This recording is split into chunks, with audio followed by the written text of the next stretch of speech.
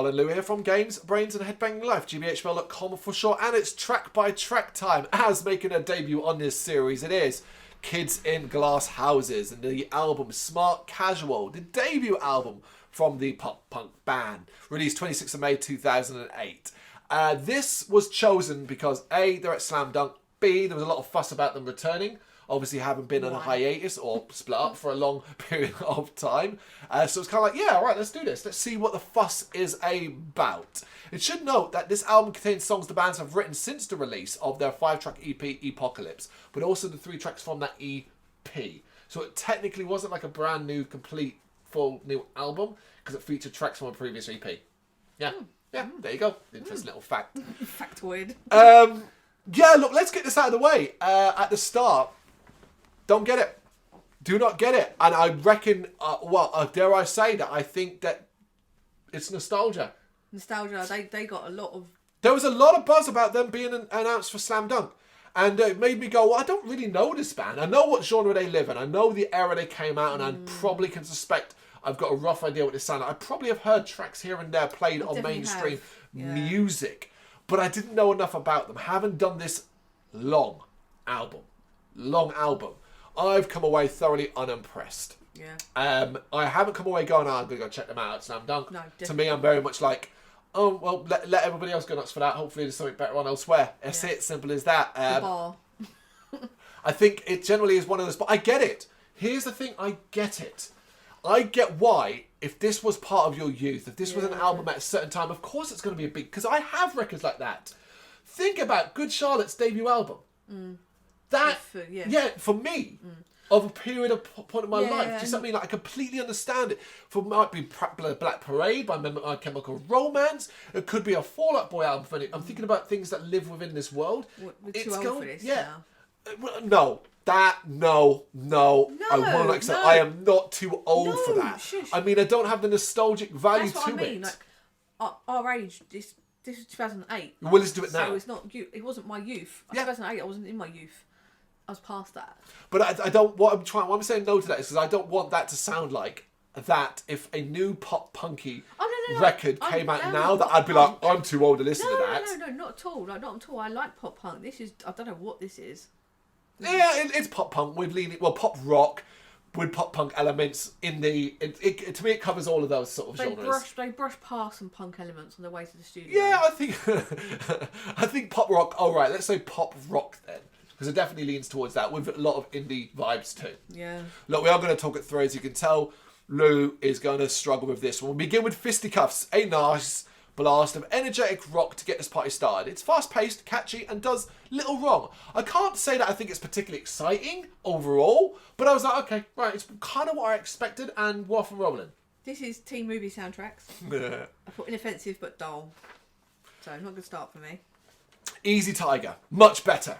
This one is very catchy and kind of rings a bell.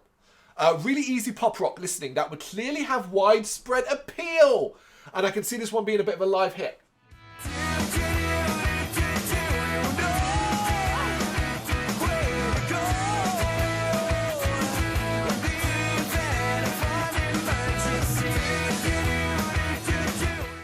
Nope, not having a doo-doo-doo-doos. Are they sitting down recording this? Doesn't it even have decency to be a short track? Like, no. You can't hear the anthemic qualities in this track? No. Well, okay then. Right, give me what I want. It's another light and catchy effort as a really easy to listen to rhythm. Fairly simple, the guitar melody is a selling point, but I don't get excited by this. No. This is a single. This is one I've heard. Okay, right, I didn't know that, When I heard it, I was like, I've definitely heard this one. Right. I'm trying to be open-minded, but this is dull. They don't even sound like they're convinced what they're singing. Controversial, okay. Oh, no. Saturday. The melodramatic touch to this one is enjoyable. I like the vocals and I like the melody. No complaints as it rocks up in the chorus either. No, nothing. It's just bland. I can't. Oh my god, this is going to be a track by track, isn't it? Wow, okay. Lovely Bones. A mix of melody and danceable light rock groove. This is a track that really dates the album, though. I did get the nostalgic feel to this one because it really felt of the era, and I kind of enjoyed it.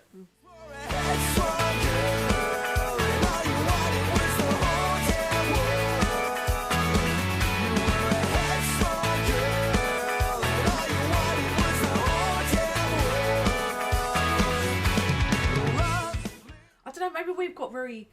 We've got different stances on this pop kind of punk. music. Yeah, like I've dipped my toe, and there's some songs I can pull out and say that I like, but overall, it was... I listened to a lot of this music. Not in 2008, though. That's the thing, not in 2008. We're talking maybe from around 1999 to around 2004, maybe not even as late as that. I'd say I had a big pop punk thing. There were albums that came out after that period that I still listened to, but I was not a big fan because I discovered black metal around about 2002, 3, and that's a real turning point for my heavier side of music. I just can't find nothing in it. Like, it just sounds so dull, and I don't like pop. See, that's the thing, is I can find things in it. Yeah, I really don't. Shameless. I find this quite bland sounding, and it took several listens for me to even acknowledge its existence. Bland and boring pop rock. Yeah, it's like, now I know the whole thing of them coming back for a slam dunk. I generally don't know why they come back such a big thing. 2 sets of this, what a treat. Like... Oh yeah, fuck. I forgot that's what it is. Yeah. Yeah, I'm like... Well, I'll go back to the thing at the start. I think it's nostalgia. Yeah. If you loved them back in the day, you might see them now and be like, not it not hit. Not hit as much. Not hit. So that's probably another big thing about all this hype. But unlikely, because there's a high chance for a lot of people who may not have even seen them back in the day at the time. So they will go down. But I think they're going to do very well at Slam Dunk. Yeah. Girls, I'm grateful for the energy uptick and return to anthemic catchiness with this track. There's some nice guitar work here, but it's probably the vocals that really make this one, especially when we hit the chorus. Nothing fun, new or interesting. I can't. It's really... Oh, I was cursing you the whole way through this. Like, did I choose this one? I chose this one, yeah. This okay, one. Fair enough. Good boys gone rad. Good energy with some nice guitar jabs. This is a pop rock purity and confirms that with its anthemic chorus. But I'm not down with this one. It seems like they're trying to have some edge. Yeah, this feels like it's... Fall Out Boy-esque sounds. Okay, it's like good. Yeah, it just feels like a jokey thing, and like you're trying to have some sort of pep to you, but no, it's not there. Dance all night. I was hoping for something fresher, but this is not that. Its mellow tone and overt sweetness comes at a time when I'm beginning to find my mind wandering off, and this one sends it careening into the darkness. I find it offensive how bland it is. Okay. I really do. Like, these guys got a record deal for this. Oh, Lou, that's no... I think you're hit, yeah. No, I just find it's just... Ugh. Make a scene and bite the hand that's feeding. It takes an end to know just where to start. The story goes that I never learned to listen right. Your opinion is your opinion. Pillow talk. Okay. I am officially getting bored now. This is far too much of the same I've heard so far. That being said, I always try and find something nice or something good to say, and I think it has nice melody. No, just repetitive. Nothing stands out. There's not even a hook or an instrument I can pick out and go, oh, that was nice. Okay. Which I have had for other albums. Other pop punk albums we've done that I did enjoy. I get it. I have gone, oh, okay, I quite enjoyed... Like, we did New Found Glory and stuff like that, Yep. and I was like, oh, okay, I quite enjoyed this element. Nothing like this for me. Right. No, okay, I understand. It's an opinion, people. Each to our own. Raise Hell, the penultimate track. At least this one has a bit more fun in the verses, but it actually really comes to life in the chorus. A surprisingly epic segment that meshes well with the playful melody of those verses. I really enjoyed this one. I thought this was actually a really strong track. It was titled like Raise Hell. I was like, okay, for goodness sake. are we going to have more edge to it? And something popped in my mind. To quote Richie from Bottom, you couldn't even raise a gnat's erection, let alone raise hell. I wanted a fun rock and roll track. Raise Hell. Oh yeah. No. And then we get the church tongue. It's one last fairly catchy and fairly body grooving move, and to end what I think is at best a solid pop rock album. Nothing more, nothing less. I put thank God it's the last track. I'm not doing the acoustic stuff. I'm not a sadist. There was a whole album of acoustic stuff. No, we did. We do the original standard. track listing, of course. Acoustic. Yeah, that's the track by track. They're giving up on writing lyrics and just putting none and a nas. So I've been kinder to this than you have, clearly. But I don't want to overstate that I don't think this is a wow album. I think I use the term solid in the sense that I think it fits in its time. I can see why people enjoyed it. I get why you'll have nostalgia love for it because I can relate to that in other records and music and stuff like that. But I was I was going in expecting to be wowed. Now maybe it's not this album. Maybe it's the wrong one we chose. Maybe it's what's made Kids in Glass Houses so exciting is what comes after. Maybe that's our mistake, knowing nothing by them. And that's the simple fact is, as far as I was aware, I knew nothing about this band. I knew the name, but that was about it. So naturally, it was like, well, which one do I want to do as a track by track? And being smart casual and being what I thought was successful as well, it was like, well, let's just do the debut album. Let's see what they landed with. I'd like to be kind of shown differently, and like the fact that they're doing 2 sets is great for people that really love them. Yeah. But from this, no. There's no interest. There's no interest from me either. No. Which of course means you're going to struggle to pick out 3 tracks, but I have 3, and I have gone with Easy Tiger, Saturday, and Raise Hell.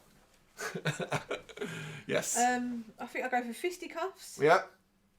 Give Me What I Want, because at least I can remember the chorus from that, because one I already knew. Okay. And no. No, I can't. I can't even. You've got to. It's the rule. Oh my god. I'd go for. Come on. Raise Hell.